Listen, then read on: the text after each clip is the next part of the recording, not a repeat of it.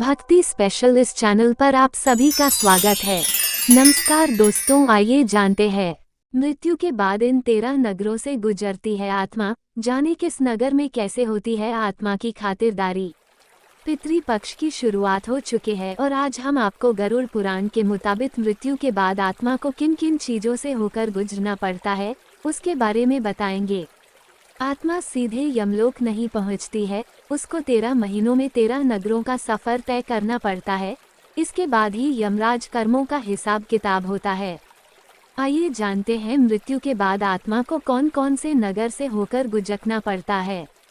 पितृपक्ष की शुरुआत हो चुकी है और इन दिनों पितरों के नाम का श्राद्ध और तर्पण किया जाता है। पितृपक्ष में पितर पृथ्वी लोक पर अपने परिजनों के यहाँ आते हैं और श्राद्ध कर्म के बाद संतुष्ट होकर पितर मनुष्य को यश, कीर्ति, वैभव, बल, सुख, आयु, यश, धन और धान्य का आशीर्वाद देते हैं।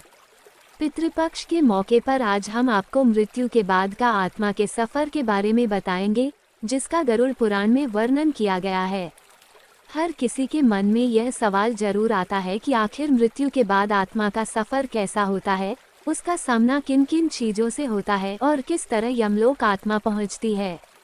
गरुड़ पुराण के अनुसार गरुड़ देव भगवान विष्णु से भी यही सवाल करते हैं कि आखिर मृत्यु के बाद आत्मा का सफर कैसा होता है। आइए पितृपक्ष के मौके पर जानते हैं मृत्यु के बाद आत्मा को किन किन नगरों से होकर गुजरना पड़ता है। भगवान विष्णु ने बताया आत्मा का सफर।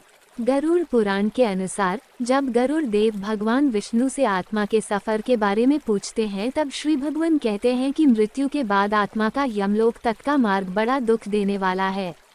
उस मार्ग में विश्राम के लिए वृक्ष की छाया तक नहीं होती और अन्न जल की व्यवस्था भी नहीं है, जिससे आत्मा की रक्षा की हो सके।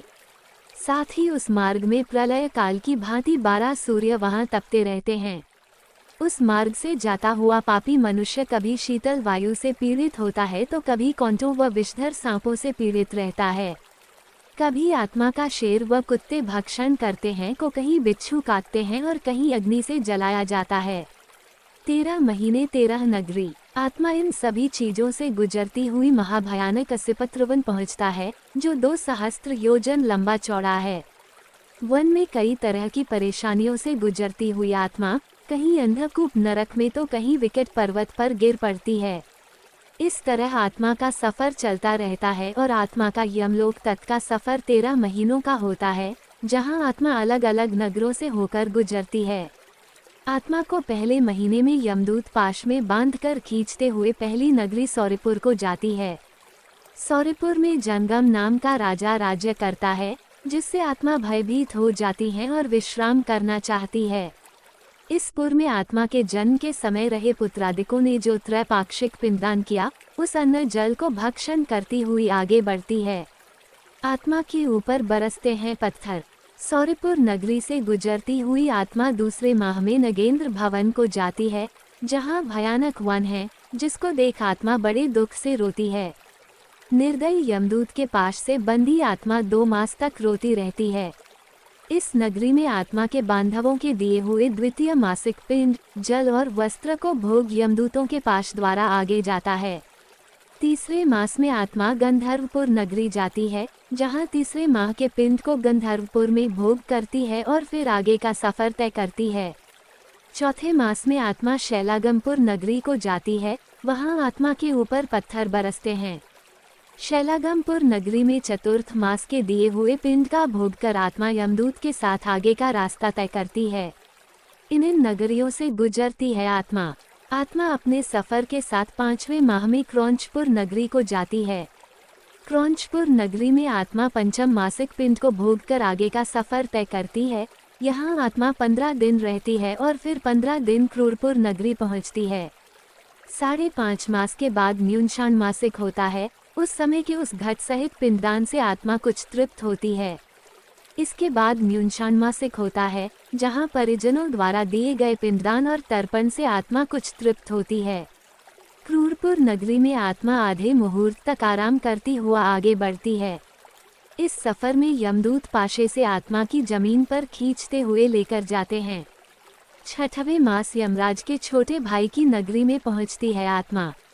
6वें मास में यमदूत आत्मा को चित्रभवन नामक नगरी में लेकर जाते हैं। यहाँ यमराज का छोटा भाई विचित्र राज्य करता है। चित्रभवन नगरी में विशालकाय यम के भाई को देख आत्मा भय से इधर उधर भागने लगती है और महावैतरणी नदी के पास पहुँचती है। नदी पार ले जाने के लिए यमदूत आत्मा से कहते हैं कि महावैतरणी नदी में चलाने के लिए हम नाव लेकर तुम्हारे पास आए हैं। अब तुम्हारे पास कोई ऐसा पुण्य हो तो कहो जिससे तुम्हारे आगे का सफर तय हो। तत्व के वेता मुनियों ने दान को वितरण कहा है, जिससे नदी में नाव चल सके, इसलिए नदी का नाम वैतरणी नदी है। अगर तुमने गौ का दान दिया हो तो यह नौक तुम्हारे समीप आएगी, बिना दान ये किसी के पास नहीं आती है। ऐसे वचन सुन प्रेत हाहाकार करने लगती है। अगर आत्मा ने जन्म के समय कोई दान नहीं किया होता है तो पापी जीव वैतरणी नदी में डूब जाती है। तब जैसे मांस सहित मछली फंसाने वाले कांटे में फंसाकर मत्स्य को खींचते हैं, उसी प्रकार उस आत्मा के मुख में शूल छेद कर उसको आकाश में रहने वाले यमदूत वैतरणी नदी के पार ले जाते हैं। भयानक जीव करते हैं आत्मा को परेशान। इसके बाद छठे मास के पिंड को भोगकर आत्मा आगे चलती है, फिर भी मार्ग में अत्यधिक क्षुधा युक्त होकर विलाप करती रहती है। 7वें महीने में आत्मा बहवापदपुर को पहुंचती है। यहाँ परिजनों द्वारा दिए हुए सप्तम मासिक पिंडदान को भोग करती है।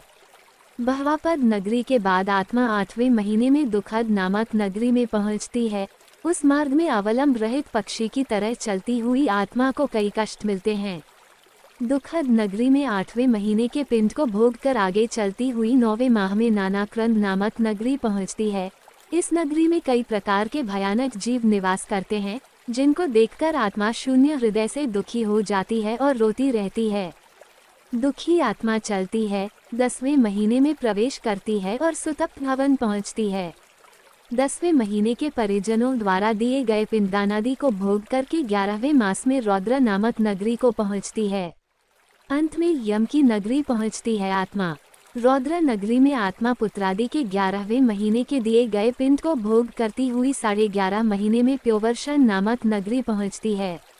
प्योवर्षण नगरी के बाद आत्मा 12वें महीने में शीताध्य नामक नगरी पहुंचती है। शीताध्य नगरी में हिम से 100 गुना अधिक शीत पड़ती है, इस वजह से इसे शीताध्य कहा जाता है। इस नगरी में आत्मा ठंड से दुखी तथा क्षुधायुक्त हो चारों दिशाओं की ओर सोचती जाती है कि मेरा कोई बंधु बांधव मुझे दुख से निवृत्त करें। तब यमदूत बोलते हैं कि तुम्हारे पास ऐसे कोई पुण्य है जिससे तुम्हारे दुख दूर हो सकें। इस नगरी में आत्मा वार्षिक पिंड को खाकर धैर्य धारण करती है। 12 महीनों के कष्ट के बाद आत्मा यम नगरी के पास बहुभीति नामक नगरी में पहुंचती है, जहां आत्मा पिंड से उत्पन्न हुई हस्त प्रमाण शरीर का त्याग करती है। भगवान विष्णु गरुड़ देव से कहते हैं, हे गरुड़, आत्मा अंगूठे के बराबर का शरीर लेकर यमदूतों के साथ यम नगरी पहुंचती है। वहां यमराज आत्मा को कर्मों के अनुसार फल देते हैं। अगर आपको हमारी वीडियो अच्छी लगी हो तो लाइक, शेयर और सब्सक्राइब करें। धन्यवाद।